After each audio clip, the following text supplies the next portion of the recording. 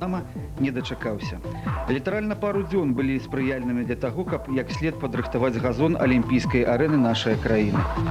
Зразумела, супрацоўнікі «Дынама» зрабілі ўсё, што здолелі. Нават больш. Але ж калі каманду ў суботу ўвечары накіраваліся да цэнтру поля, пакідаючы на газоне адчувальныя адбіткі, стала відавочна, што перавагу ў гэтай сустрэчы будзе мець каманда, якая лепш падрыхтавана фізічна.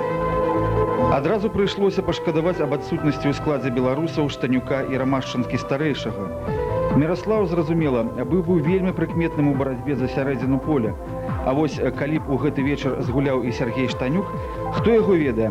Магчыма, і не было б таго наканаванага для беларусаў моманта напрыканцы матчу.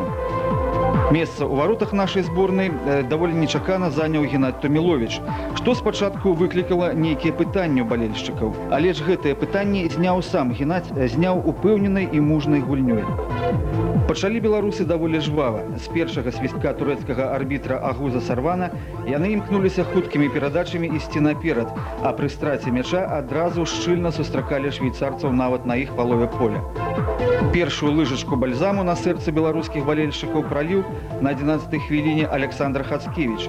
Магутным ударам у ніжні вугал ён прымусіў скокнуць угару трыбуны, а шматвопытнага галкіпера Марціна Брунера ў гэты самы ніжні вугал. На жаль, дакладнасці не хапіла. Праз 2 хвіліны першы небяспечны званочак прагучаў каля нашых варот. Пасля даволі хітрамудрага штрафнога, які выканаў вельмі прыкметны ў гэтыя хвіліны вядомы плеймейкер швейцарцаў Чырэака Сфорца. Ён жа на 18-й хвіліне павінен быў адкрываць лік гульні.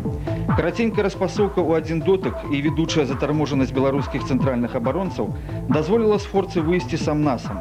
І толькі своечасовы выхад па-за межы штрафной і мужны кідок у ногі швейцарца Геннадзя Томіловіча